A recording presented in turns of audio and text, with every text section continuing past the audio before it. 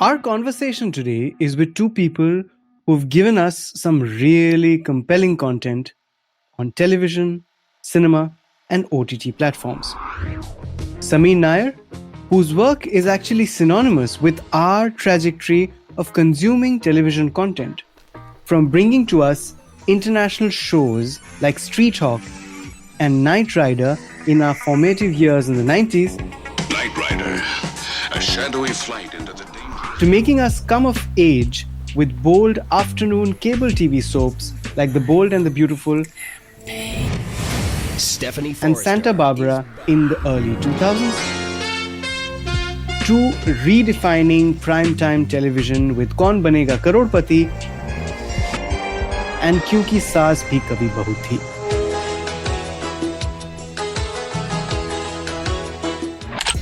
In 2017, Kumar Mangalam Birla called Sameer Nair to take the helm of Applause Entertainment, giving him the chance to actually make and tell stories that he wanted to, like Scam 1992, a Harshad Mehta Story.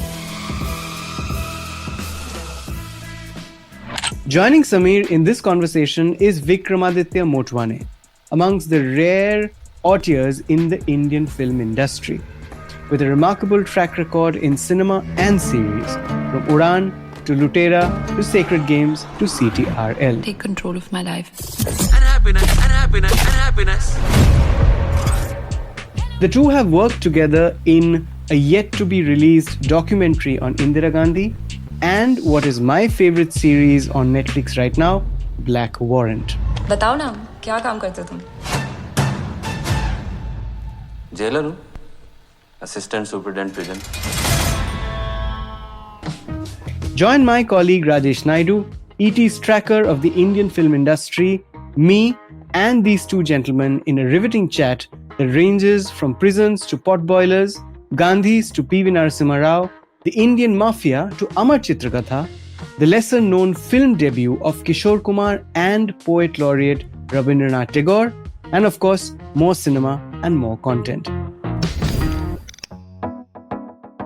It's Thursday, the 20th of February. I'm Anirban Chaudhary. This is the Morning Brief.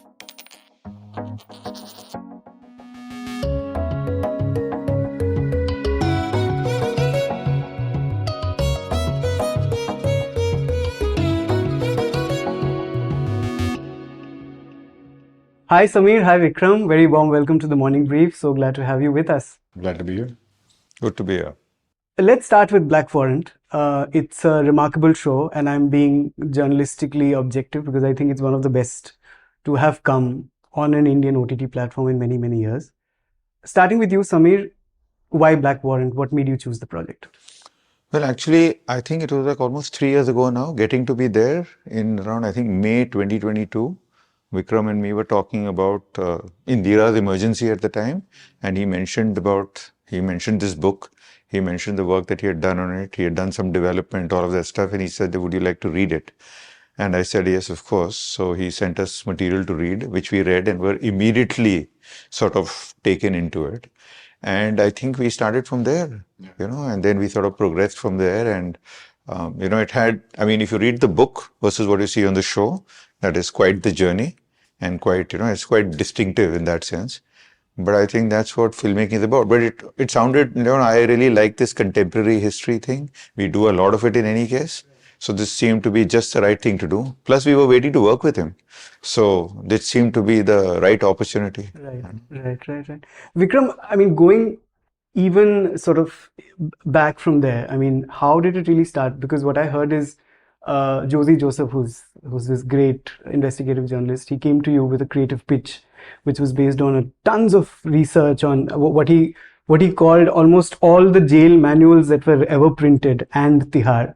And he said you were sold in the first probably 15-20 minutes. How was that? It was the book more than anything else. I think that Josie reached out to me, which in itself was a pretty wild kind of call out of the blue.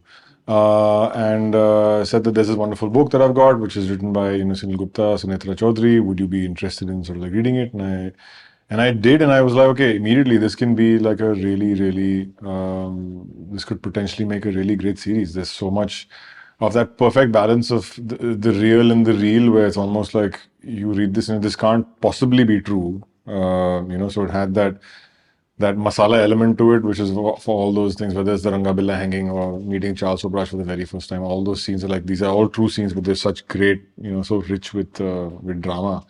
So it was that, and I think the purpose that Sunil Gupta has in the jail. Those two things are so, in the book we were like, okay, this must be done. Also, when you adapt a literary book, what aspects you keep in mind? Like one has to leave this and focus more. So what were the things that you kept in mind when? You just keep drama in mind, honestly. At the end of the day, if the material is strong enough, you have to sort of do certain things to make.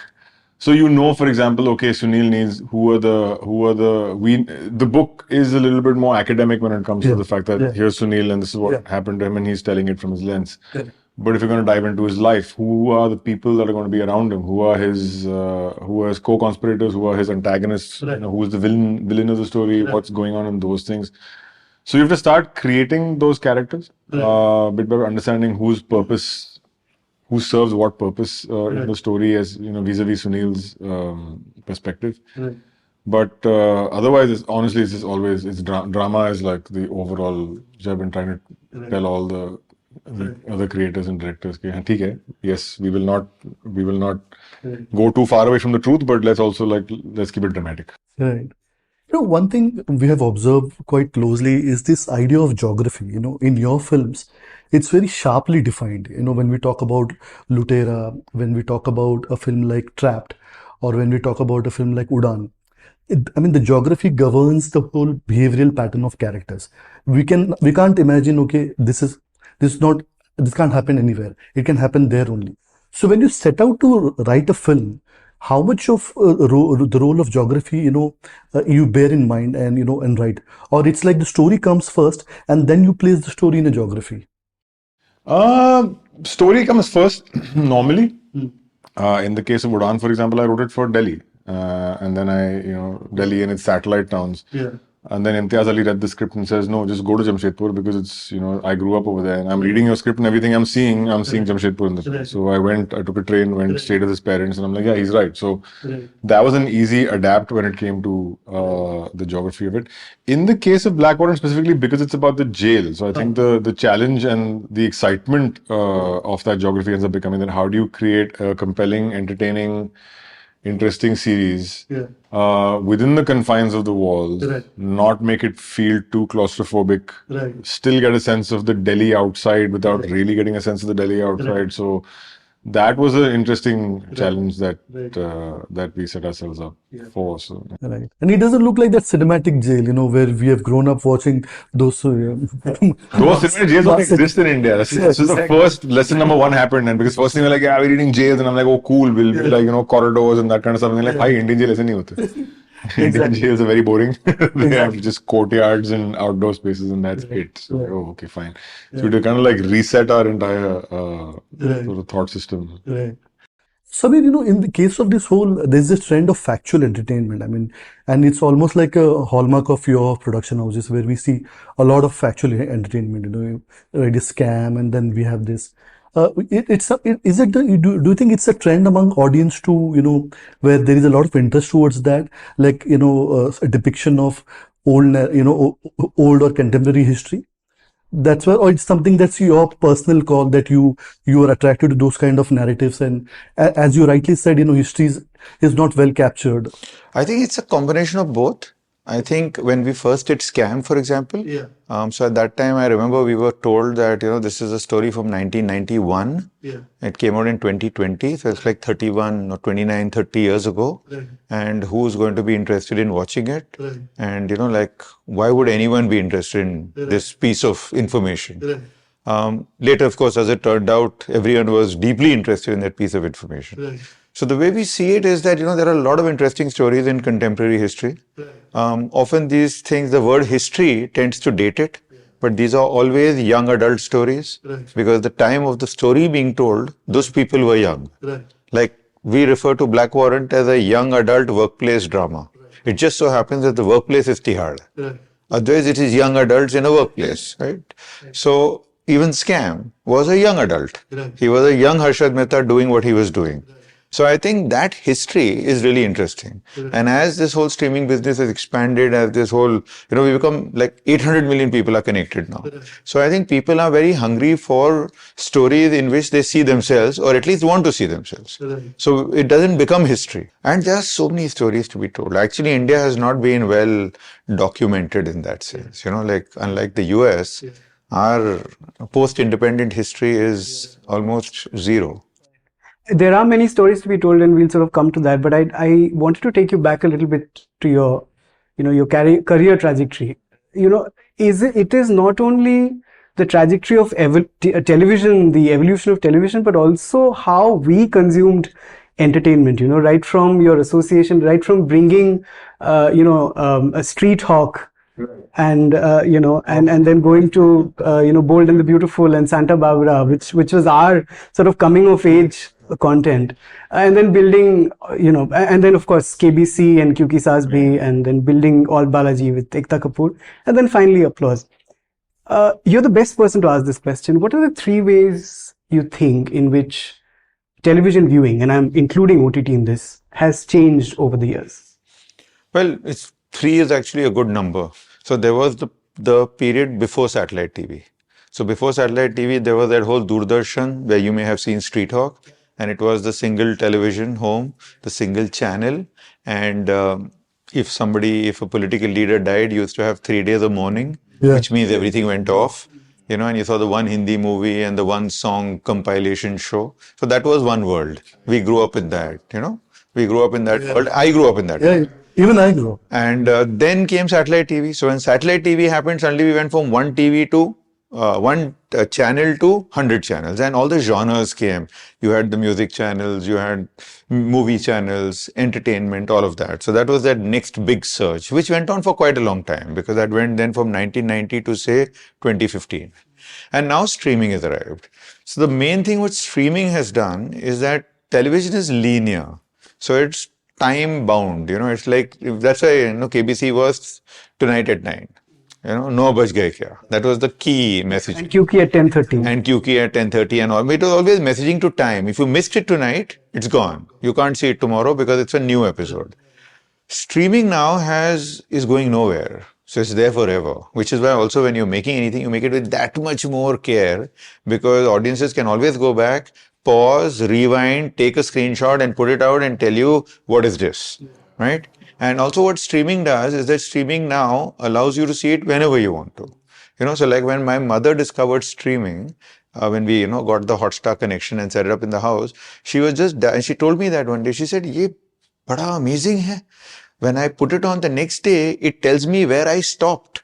We take it so much for granted, right? Resume watching. But resume watching is revolutionary. You could never do that in TV, unless you have that set-top box or Tata Sky, but even that doesn't remember. It doesn't remember. You can pause it, but you got to keep watching. If you switch the channel, it's gone. So resume watching is an amazing thing. And then along with that, streaming brought along, you may also like. Right, which is again something that people take lightly, but it's a big deal. When Netflix says you may also like, it means that you like this law show, here are 50 more. And these are, and you can see multiple languages next to each other. So like you've made Black Warrant now, and we've put it out there. Right next to that, there will be the Roshans, which will show up on Netflix. There will be the Malayalam movie that comes there. It's all in the same place, all the international content. TV never allowed all that. So I think in that sense, audiences have grown up with this, and they've also become used to it. So now if you take an audience back to a single TV channel universe, that's not acceptable. If you take you back to a linear TV channel, it's not acceptable. And now here we are in streaming with all the crowd and distraction and so much noise happening. So it's good, I think. So you spoke about the viewer who can go back and watch this, but there's also the viewer who is watching 2 screens at the same time. There's this whole concept of primary and secondary screen. And then there are several other things like political, the landscape, the environment that we are in today. how much more difficult is it to choose content that will click, and what are the things in your mind? For example, how did you you spoke about why you thought the Tihar jail thing would work, because it's a workplace thing for you, but you've also done Indira's Emergency, which a lot of Gen Z people wouldn't even know about. So when you make those decisions, and there's a question to both of you, what clicks in your mind to say that this might work? See, for me, when he sent me Indira's Emergency as 3 episodes as a work in progress, and he said, take a look at this, and I watched it. I watched all 3 episodes in that same afternoon. I called him the same evening, and I said, wonderful, So I think, again, it comes back to being contemporary history. It's a piece of information that is of interest to people, right? At the time, the son was the young adult, right? You could call him that. And it's a piece of history that your parents have been through. Many people have lived through. You know about it. Yeah. You've heard about it. You don't know what the detail is. And I think that kind of thing, I think sometimes we treat our audiences a little badly. We just assume that they're all stupid and they want mindless entertainment. You'd be surprised how smart people are. Another thing that oftentimes people, as a filmmaker, you're involved in making something, you consume 2 years of your life making it, right? You're completely tunnel vision, that's what you're doing.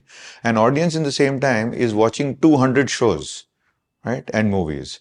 They are extremely wide lens about this. So by the time your material comes out, they've seen a lot of stuff. I've had many examples of making something very, very unique to be told by my driver, ye to dekha hai.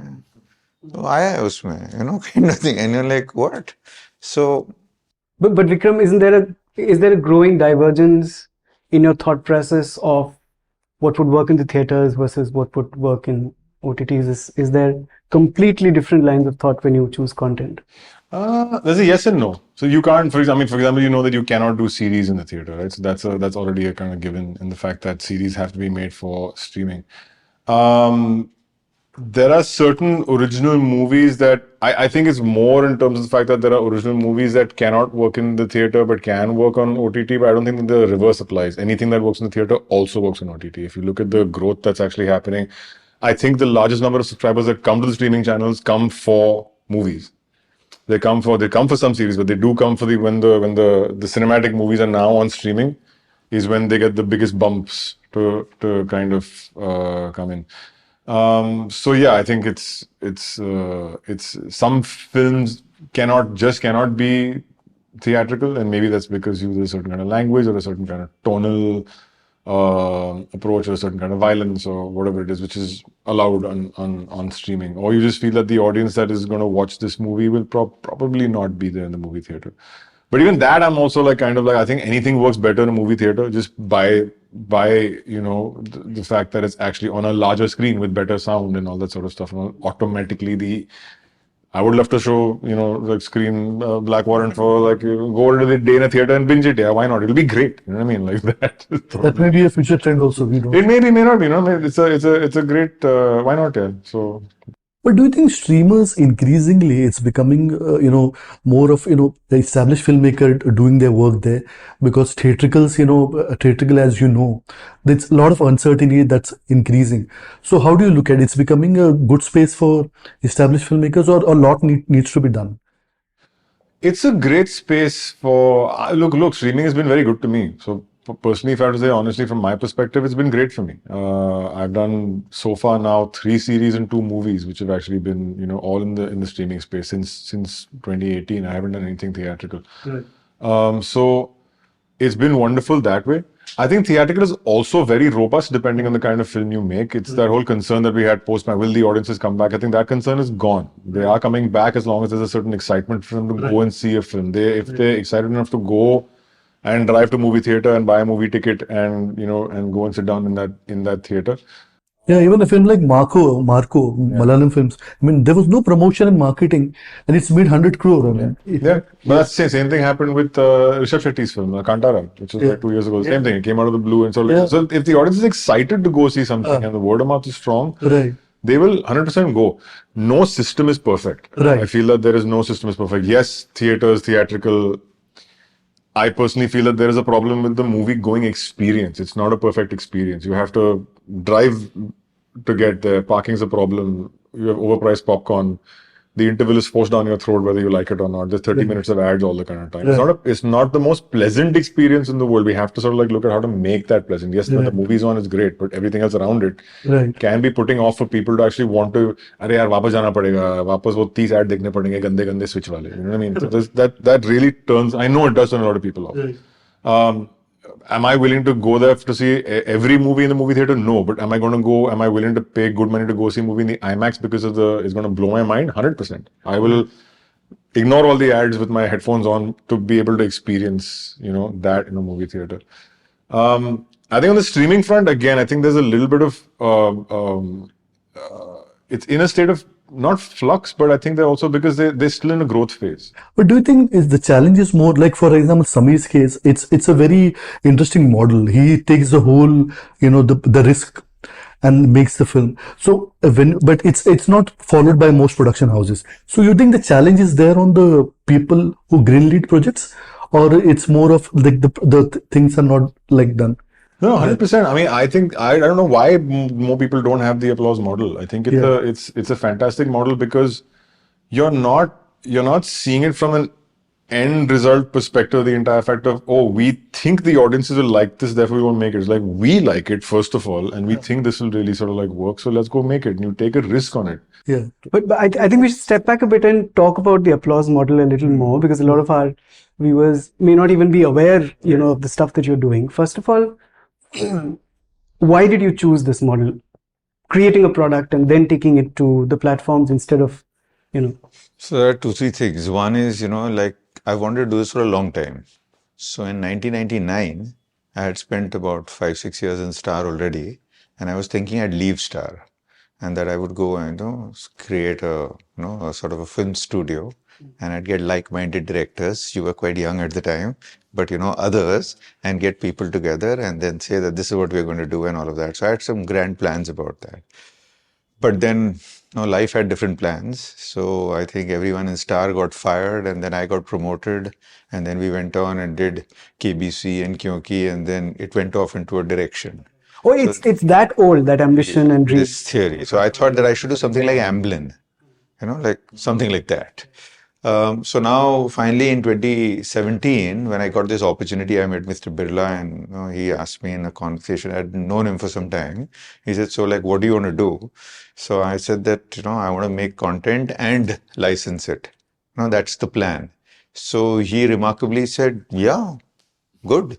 Tell me when you can start." So then it became suddenly a real thing. So I had to think it through after that. That abhi bol diya hai, karna bhi padega. The good thing that happened is that the only one sort of punt we had. Honestly, Applause is supposed to be a traditional movie studio. But when we started out, I think making movies was something that was not really, no one wanted to touch straight away. So I said that let's make series because the whole streaming market is going to grow. Netflix was built in the US on the back of acquired content from ABC, NBC, CBS, right? That content existed. HBO content existed. So they were able to acquire it and redistribute it. They're actually a distributor. Then later they went on into original content. Yeah. In India, when you arrive, there's nothing to acquire. There are 4 main players. They've got their own TV channels. They've got their own streaming services. They're not going to give you anything. There's nothing ready. Then we don't even make premium TV. So the idea was that there is going to be a requirement for this, and we can actually be a good complementary. It's not going to happen any faster. The process is the process. So this idea was that if we can, sort of do it in this manner and take this risk and get out there and make good quality product, maybe they'll buy it. Maybe they'll take it. It becomes like, you've made it, you take a look at it, you like it, you take it. And we were fortunate that it did sort of play out in that manner. What we thought would happen. So in a sense, you are taking risk, but the risk is also, it's like a movie. When you make a movie, you don't know what the outcome in the theater is going to be. But you're still making a good movie because you still think you're going to entertain audiences. You still think you'll sell streaming rights. You still think it'll do well on TV. It's a way of doing it. And so that's what we started doing. We started making series, and we did quite a few of them, and we've done quite a few. We've done formats, we've done book adaptations, we've done originals, we made Andekhi, we made Criminal Justice, we made Scam, we did Tanav. So all sorts of things. And we've done quite a few series in that manner, and the market is there for it. Currently we're making Gandhi, so in all of these things. So So I mean, So just another sort of a blunt question. I mean, friends in the industry that I speak to sometimes say that the involvement and not interference maybe from the platforms is so much that start to finish of the project, it becomes an entirely different project. Did you sort of preempt that and choose this model that, you don't want? See, actually, I wanted to do, as I told you, I wanted to make Amblin. So I made Applause. In that, I want to be part of this creative process, right? We want to make this. So we are not actually ever in conflict with our partners. So I used to be in the platform side. So I have greenlit enough number of shows in my life, right? So I have no actually any experience of working with a platform that it's a tedious process. So therefore, let's do this. This is what I wanted to do. I got the opportunity to do it. Mr. Birla is a wonderful patron. See, this business of ours requires patrons, right? It's not finance, right? You need patrons. You need people who can appreciate art, who understand, what art is, and that things can go wrong, right? It's not exactly, because as I was telling you, that is, like unlike any other industrial product, it's not the same thing. Each time you do something, it's brand new. Right. Each time the generic process is the same, Right. but the individual journey is different. Right. The outcome is different. Right. The reactions are different. Right. So you got to have more than just the stomach for it or the wallet for it, you must have the heart for it. Right. Things can go wrong. This could go the other way. Right? You make this beautiful thing, and I don't get it. Oh God. Oh God. But how challenging is it to sell it, the economics of it, to convince what you spent, where you spent, and why did you do it at a certain scale and not this? And just to add to what he, asked, it's like when you compare with, most other production houses, they follow, they rope in a studio or other funders, and then they're thinking. So when you do it, you want to have creative control. Is the IP thing, ownership of IP, that's also a driving factor when you do it on your own? And actually, see, creative control to kuch hai nahi. We have got creative collaboration. No? All of this is a collaborative art form. Right. Ownership of IP, in this case, we are co-owners. He is a co-producer. Right? So he is, in a sense, he is our partner in this, in every sense of the way. Right? Right. So I don't think that's a driving factor. Right. That, ki ye karenge. Right. Many years back, somebody approached me saying that, but whatever it is, main picture banaunga, but I want to own the IP. I said, why don't you make the IP first? Because IP is something that should be worth owning. Right? So you have to make something worth owning to own it. Otherwise, what is the definition of ownership? Like I own this, but kya hai wo? So I don't think it's that. I think the idea is to tell stories because it's such a vibrant market. There is so much opportunity. Right. Like 2 years back, we made this really nice Tamil film called Porthodil. It's a debutant director. He had been living with that story for 8 years. Finally, we met and we said, okay, COVID mein greenlight kar diya. He went and made the movie. It's your most basic generic two buddy cops finding a serial killer. It's as simple as that. You must have seen this story 100 times. It's all in the telling. Right. We made it for some 8 crores. And the night at the premiere, my co-producers are telling me, I will tell you, we should have never released this. It's going to be a big flop. And we should have put it straight to the platform. So I said, this is hardly the time to be telling me this. Like we've just come from the premiere now. Right. But that movie broke out and it went on to do some 40, 50 crores of box office. And in fact, we started with some 100 screens. It went on to about 600 screens. And the theaters were themselves doing some 15 shows a day, including 11 o'clock, 11:30, 12, 12:30. And it's all word of mouth. So the thing what happens is that there are audiences out there. They want to see stuff. I think that's the excitement. Right. And that's a big decision to take. I've spent years in television doing this. Right. Taking that right call. Let's make this show. Sounds like a good idea. Go ahead and do it. It's a trick one. So it's a difficult business. This is a difficult business. Vikram, talk about Andolan, and I'd like to start with the name. It's got a really interesting story, your personal, your familial history, and your cinematic history, and India's history as well. Why don't you tell us a little bit about that? So Andolan, my family, which there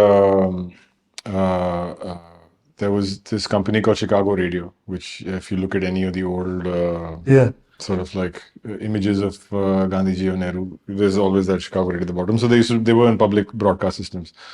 What I didn't know, which I only got to know much later, is that at one point in time, my grandfather was very, very passionate about movies, and he had got into. So I eventually inherited the box of all his books, and half of those books were about how to learn filmmaking. So I said, "Kya baat hai?" It was quite, and of course I never met him. He passed away before I was born. And my grandma would keep telling me, first of all, that because I started working when I was 17, and she'd say, so when you're stopping this hobby and starting some real work? I'm like, hobby means I work 16 hours a day. It's hardly a hobby. And at the same time, she's telling me, your grandfather was also into filmmaking. So I said, chalo, this is so he produced a film called Andolan.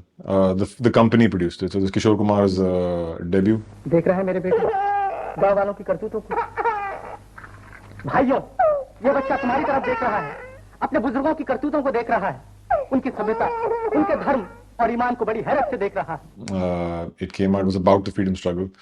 And then it came out. I don't think it did very well. It wasn't received very well because I think people, from what I hear, it was too close to the actual freedom struggle for people to relive it in that sort of way. I mean, it's like making a film on COVID right now. It's like, yeah, it's just happened, you know. Yeah.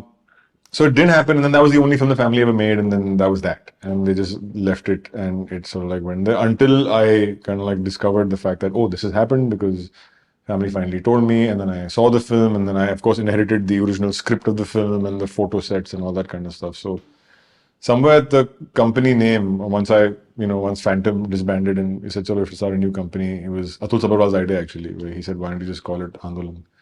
And it just worked really well. You know, it's the right kind of name where if you want to start a revolution, might as well. Also, interesting information nugget. It has that famous iconic scene of Rabindranath Tagore. Rabindranath Tagore narrating narrating the national anthem.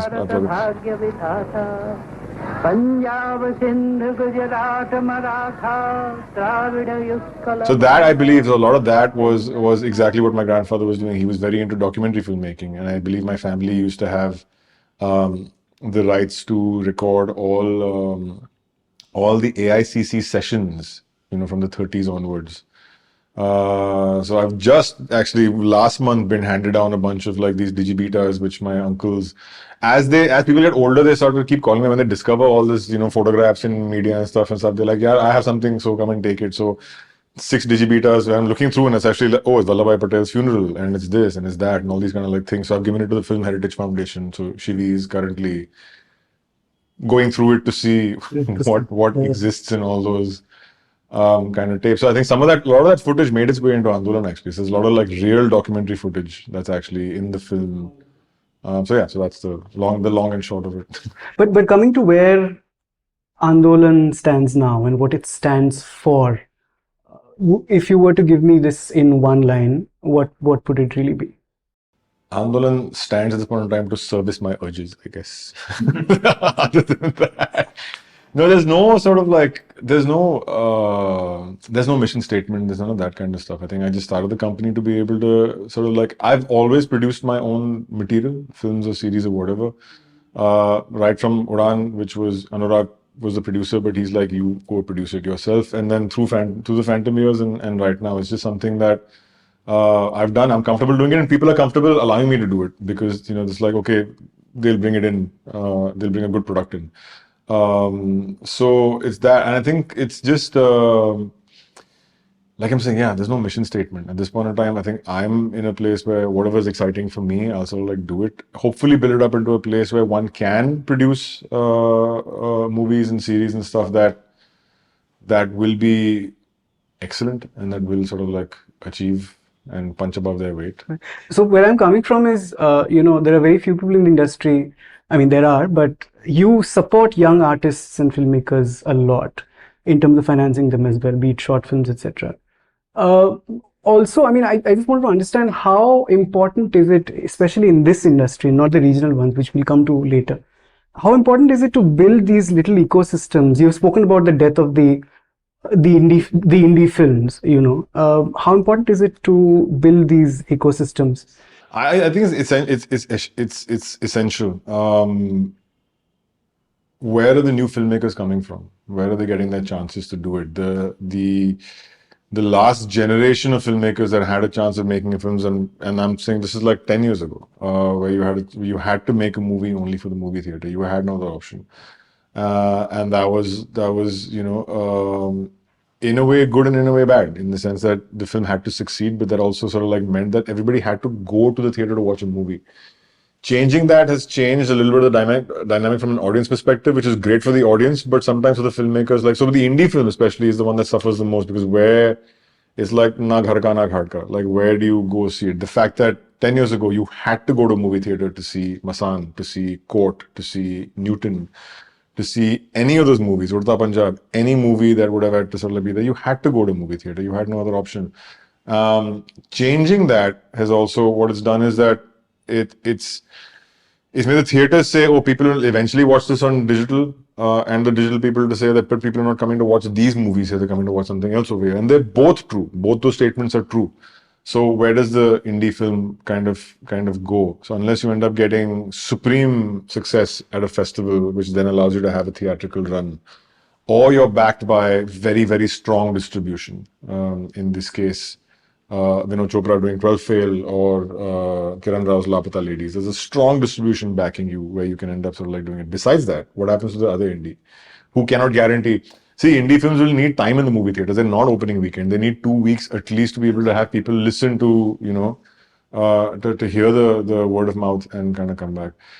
So, which is why in Black Warrant, I was pretty certain right in the beginning, like, to try this sort of showrunner director thing, because I'm like, okay, here's a series where one can do it. It's because you're limited in your number of locations. It makes it easier to be able to budget according to the fact that, okay, we can allow multiple directors to come in and do their episodes without having to go completely crazy. I think 5 directors? In total, yeah. So that allowed it. Because I think we need to figure out this system of showrunner director thing. There's a reason it works in the States. It's a very robust system. It brings new talent out. It's great for showrunners and for production companies because you can be quicker in the turnarounds. But no one's doing it here. And I just feel that because in the movies, if new directors are not getting a chance, then one must sort of have them get a chance, in a series like Black Warrant. And now that we've seen that it's succeeded, that there is where they're getting a chance to show their voice and also sort of like do it, but also it feels like a consistent series. So to do that more often, but also I think just from a short film perspective, a lot of guys, there's very, very talented filmmakers out there who tend to struggle a little bit to kind of get their stories out. And do you think right films are not reaching, right audiences? Because exhibitors, they themselves don't know, how much time they should give a film space in a cinema. So I think, on a sheer number of screens we're underserving our audience in a certain sort of sense. We've got maybe 10,000 screens for an audience of 1+ billion people, whereas if you look at the US, it's 30,000 screens for 300 million people. Your ratios are much higher, in the US, for example. So films are allowed to stay in the theaters for longer. Here, what happens, we're making so many films in so many languages. So even if a film is succeeding, the fact that a big film is coming that needs a 4,000 screen release or a 5,000 screen release or whatever that sort of number is, you have to give the screens across to them. You have no other option. So even when films have a chance to sort of like breathe and survive, they don't get a chance to really breathe and survive. Right. So unfortunately, this is a situation. We don't have the theaters to be able to really have films run for 8-10 weeks. Even your big films, even your big, huge films that are coming and doing that money are going away. They make the money and going in 4-5 weeks because the next big film is coming. Right. So, about the indie film business and all of that, I have just one little story about this. Is that in '99, when I was in Star Plus, and we just become head of programming and all of that, my colleague came to me, Shailaja Kejriwal, and she said that, boss, while all this is very well and we are doing TV and this and that, I'm telling you, we have to help new filmmakers to thrive and this and that. So I said, Acha, kya karna hai? She said, I am saying that we have got to do, one, you have to just give it to me and this and that. So we agreed to do something called Star Bestsellers. It used to come every weekend, and it was a 1-hour slot, 45 minutes, Correct. and we used to give 5 lakhs. We say, go make your movie in 5 lakhs. 99 May, it was pretty good. I think that spawned a lot of people. Yeah. Imtiaz Ali, Rajkumar Hirani, Anurag has written, Tigmanshu Dhulia, all sorts of people. And this was, at that time, they were all, as you say, young people coming up wanting to do stuff. And we produced a whole range of them. I think we would have made like some 30, 40, 50 of them, right? And it was just something we used to do. It was no rating. Yeah. So like if suppose like Tigmanshu does something, then it's really liked. So the next week's ones will get a better rating. It used to be the following. We never even had a pattern to it. I think we did it for many years. I think 2-3 years. KBC Kyunki आया तो then वो थोड़ा wind down हो गया, but we moved it on to Star One. Right. I remember being completely stunned by Star bestsellers, but the two I remember are Last Train to Mahakali, which also won awards, and Saap Seedi, which Irfan just blew everyone away with his act. But let's come to upcoming projects, and you're doing a lot. You're doing documentaries, you're doing animation, a lot of contemporary history. You're doing something on two Gandhis. One is Mahatma Gandhi, the other is Rajiv Gandhi. Why don't you talk to us a little bit about all that? We have a lot of things in development. So like, for example, we finished shooting Gandhi, the big series based on Ram Guha's books. So we've done shot season 1, which is the period, the Gandhi before India, directed by Hansal. And we are now in that production. We finished shooting Assassins, The Hunt for Rajiv Gandhi's Killers, which is also based on a book, 90 Days, which is the whole, the looking for. So yeah, we are doing, there are other things also happening. We do a lot of stuff. We've got all our subsequent seasons happening. We've got Criminal Justice season 4 that will come. That will be the first of the Indian shows to get to season 4. So we're quite kicked with that, it's like a minor record being set. Right. Tell us about working with Ram Guha. How was it? I mean, this is a book that was just crying to be made into something bigger, but how difficult was it to convince him? Not difficult. I mean, he is in equal parts a historian and a cricketer. I mean, he's a big, he loves cricket. It turned out he also knew my uncle. So my uncle had told me all sorts of stories about his little, journey in cricket. But when I met Ram Guha and took his name, he said, "Oh yes, I remember him. He wasn't very good." So I called my uncle and told him this is what Ram says. But apart from that, I think it was really nice working with him. It just took its time because he was really concerned that he's written this wonderful set of books, and he wasn't sure whether that they'd get ruined in the making.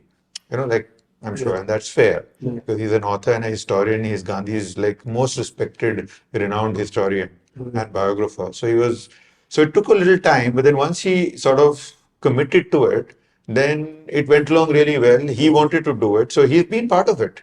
Actually, we've kept him involved in the entire writing process and given him all the scripts to read. And in many ways, it's quite sweet because he's done so much detailed research on it. And then no matter how much research you do, finally, a filmmaker is going to breathe life into this, right? So we literally put words into people's mouths. We're going to be showing it to him in a couple of days. So I'm really, eager for him to see it really pop out now. That who was that Mohan? Like for us, season 1 is Mohan. Right? It's not Gandhi or Mahatma. It's just Mohan. Because this is the coming of age story. So are there 3 seasons on the 3 books? Well, we want to. So we got to do one and then, Right. You're also making something on P.V. Narasimha Rao.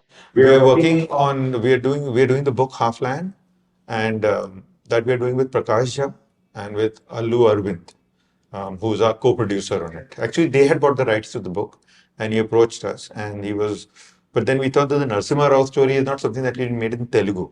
It's got to be made in Hindi, and all of us today here are because of Narasimha Rao. Yep.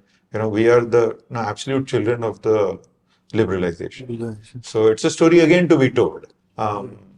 We are doing a documentary we've just finished making it. It's called Romancing the Mob. It's about the Hindi film industry's sort of love affair with the mob, right? But it's not done in a manner it's nothing to do, it's just about how the Indian film industry has chosen to show the mafia on screen. How have they interpreted it? And what do real people think about it? What do cops think about it? What do lawyers think about it?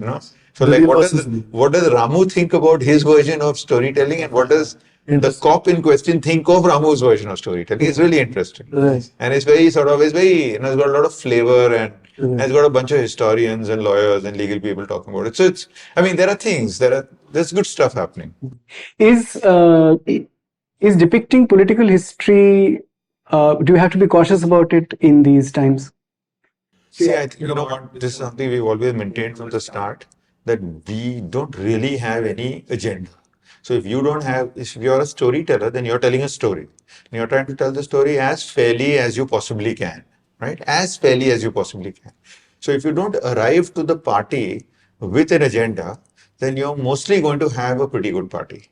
Another superbly interesting project of yours, which is also, I mean, I wonder why it hasn't been done yet, is something that you're doing with Amar Chitrakatha. Well, we are working on it. We've made a lot of progress on it, but animation is harder. Animation is tougher, and now global animation has become such high quality. Yeah. So it becomes almost like like there is a lot of stuff that India has done, but then after that, it's sort of now TV is dying and streamers are still coping, and animation anyway is supposed to be kiddie, but we want to do it more sort of, adult in that sense. So there are a lot of moving parts in that.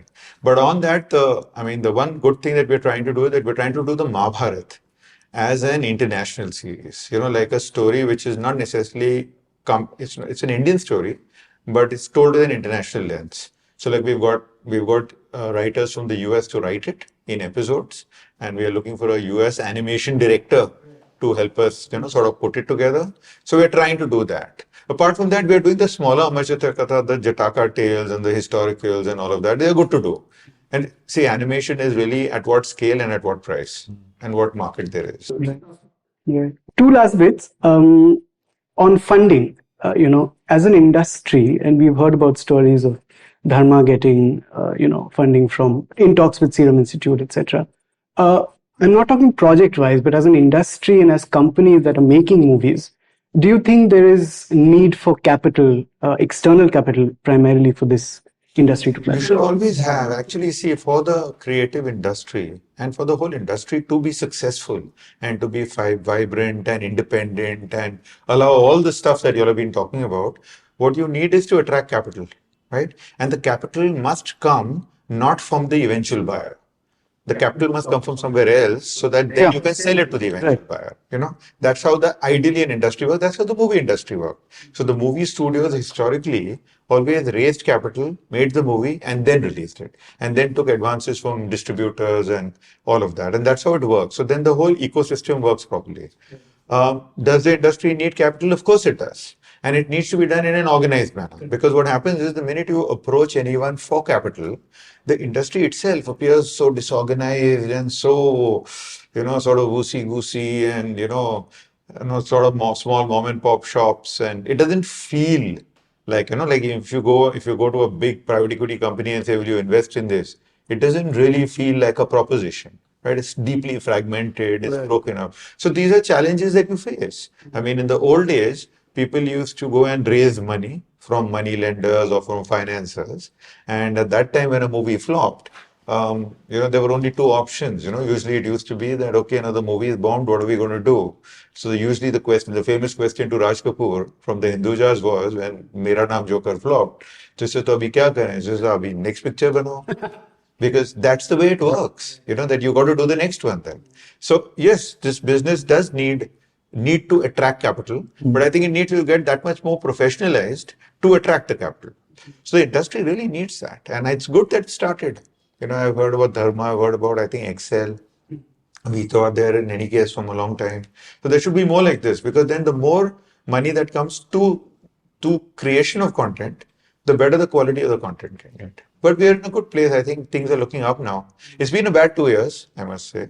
22 and 23. 23 and 24 actually have been really tough between the Hollywood strikes and now the Hollywood fires and all that, the singeing, the valuations, the merger, consolidation happening, not happening. But I think those years are over. 25 started on a good note. So yeah, Black Warrant. Fantastic. On that note, Sameer, Vikram, thank you so much for joining us on the Morning Brief. Thank you so much. Thank you. That's it for today. Hope you liked this conversation as much as we did. This episode was produced by Surohini Jain. It has original music by Abhijat Vallabh Acharya, and it was sound designed by Amrit Reggie. Listen to the Morning Brief every Tuesday, Thursday, and Friday, wherever you get your podcasts. Have a good week.